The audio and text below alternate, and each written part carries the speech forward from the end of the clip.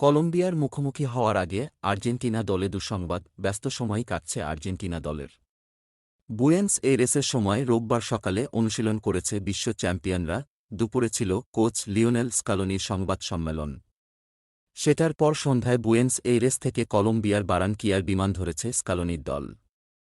কলম্বিয়ার সময় রোববার রাত 8:30টার দিকে বারানকিয়ায় পৌঁছার পর সেখান থেকে ২২ কিলোমিটার দূরের এক হোটেলে আপাতত আর্জেন্টিনা দলের অবস্থান। বাংলাদেশ সময় আগামীকাল রাত ২:৩০টায় ২৬ বিশ্বকাপ বাছাই পর্বে পরের ম্যাচটা খেলবে আর্জেন্টিনা, যে ম্যাচে তাদের প্রতিপক্ষ স্বাগতিক কলম্বিয়া। মায়ামিতে কোপা আমেরিকার ফাইনালের ৫৮ দিন পর আরও একবার মুখোমুখি হচ্ছে দুই দল।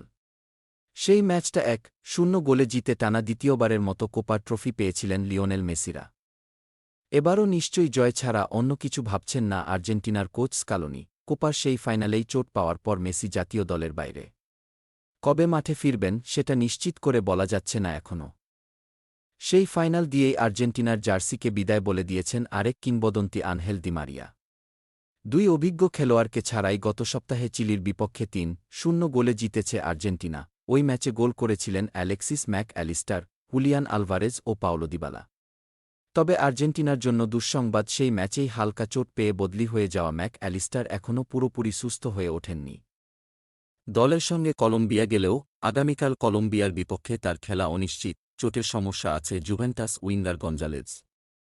ম্যাক অ্যালিস্টার বুয়েন্স এইরেসে দলের সঙ্গে হালকা অনুশীলন করলেও গঞ্জালেস অনুশীলন করেছেন আলাদা। চিলির বিপক্ষে একাদশে থাকা এই দুই খেলোয়াড় কলম্বিয়ার বিপক্ষে খেলবেন কিনা এ নিয়ে সংবাদ সম্মেলনে নিশ্চিত কিছু বলতে পারেননি স্কালোনি। আমরা এখনও একাদশ কী রকম হবে সেটা ঠিক করিনি, তবে নিশ্চিতভাবেই কিছু পরিবর্তন আসবে। শেষ পর্যন্ত যদি গঞ্জালেস ও ম্যাক অ্যালিস্টার দুজনই খেলতে না পারেন, সেক্ষেত্রে স্কালোনির জন্য বিকল্প হতে পারেন লিয়ান্দ্রো পারেদেস ও জিওভান্নি লো সেলসো। আক্রমণভাবে লাউতারো মার্তিনেজ বা হুলিয়ান আলভারেজের মধ্যে যদি কাউকে বিশ্রাম দিতে চান স্কালোনি, সেক্ষেত্রে একাদশে চলে আসবেন চিলির বিপক্ষে বদলি নেমে গোল করা দিবালা।